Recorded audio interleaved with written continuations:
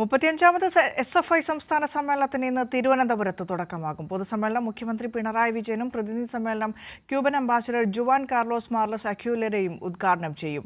പുതിയ കമ്മിറ്റികളെയും ഭാരവാഹികളെയും തെരഞ്ഞെടുത്ത് 21-ന് സമ്മേളനം സമാപിക്കും. വിവിധ ജില്ലകളിലെ രക്തസാക്ഷി മണ്ഡപങ്ങളിൽ നിന്ന് പൊതുസമ്മേളന നഗരിയിൽ ഉയർത്തേണ്ട കൊടിമര ദീപശിഖാ ജാഥകൾ തിരുവനന്തപുരത്ത് സംഗമിക്കും. വൈകിട്ട് 6 മണിക്ക് സെൻട്രൽ സ്റ്റേഡിയത്തിലെ പൊതുസമ്മേളന നഗരിയായ സീതാറാം യെച്ചൂരി കോടിയേരി ബാലകൃഷ്ണൻ നഗരിയിൽ പതാക ഉയർത്തും.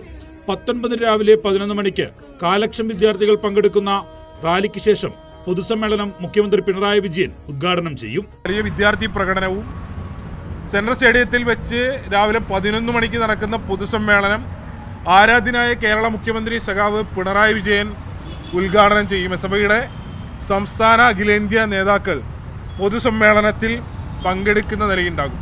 പ്രതിനിധി സമ്മേളനം ഉദ്ഘാടനം ചെയ്യുന്നത് ഇന്ത്യയിലെ Cuban ambassador Shri Juan Carlos മാർസനാണ്.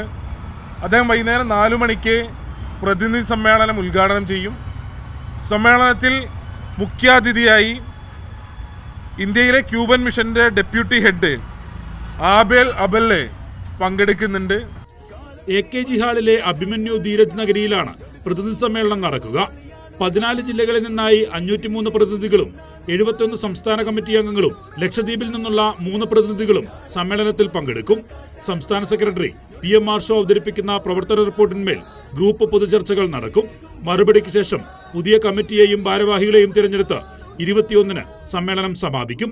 Kairali news, Thiruvananthapuram.